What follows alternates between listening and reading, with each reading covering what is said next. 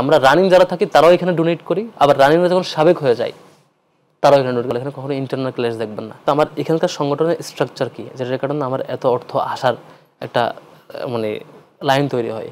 না, আমার সংগঠনে দেখবেন প্রত্যেকটা মানুষ এখানে যারা থাকে তারা একটা ভ্রাতৃত্বপূর্ণ সম্পর্কের মধ্যে দিয়ে থাকে, প্রত্যেক মানুষকে ভালোবাসে। তারপর এখানকার অর্গানাইজেশন পুরোটা সুশৃঙ্খল, এখানে কখনো ইন্টারনাল ক্লাস দেখবেন না। এই 77 থেকে এখন পর্যন্ত ইন্টারনাল ক্লাস হওয়ার সুযোগ নেই। এখানে এটা একেবারে সুশৃঙ্খল, পারস্পরিক সম্পর্ক এরকম। এর পাশাপাশি আমাদের নিজেদের কখনো ভুল থাকলে আমরা একে অপরকে শুধরে দেওয়ার জায়গা থাকে, মানে সংস্কারের উদ্দেশ্যে আমরা একে অপরকে শুধরে দেওয়ার চেষ্টা করি।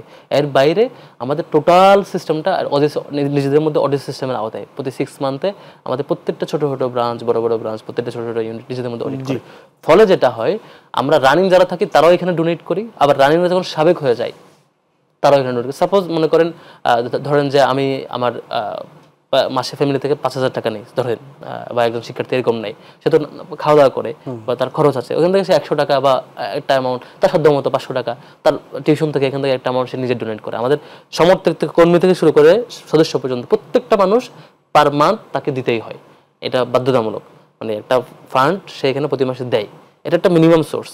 সে এখানে একটা অভ্যস্ততা তৈরি। একটা মানুষ যখন সে সংগঠন করে 5-7 বছর, সে প্রতি মাসে চাকরি না করা সত্ত্বেও দিতে থাকে, তার যে দরদ তৈরি হয় এখানে, সে সাবেক হওয়ার পরও তার কর্মজীবনে পুরো জীবন সে এখানে তার ইনকামের মধ্য থেকে দেয়। আমাদের প্রাইমারি সোর্স হচ্ছে আমাদের এই সকল সাবেক এবং বর্তমান ম্যান পাওয়ারদের যার যার সক্ষমতার আলোকে দেওয়া আর্থিক সহযোগিতা। আর এর বাইরে এবার হচ্ছে আমাদের মানে যখনই যে কোনো সুদি দিতে চাই, এটা আপনার একটা প্রোগ্রাম করছেন, প্রোগ্রাম উপলক্ষে আমি হেল্প করতে চাই,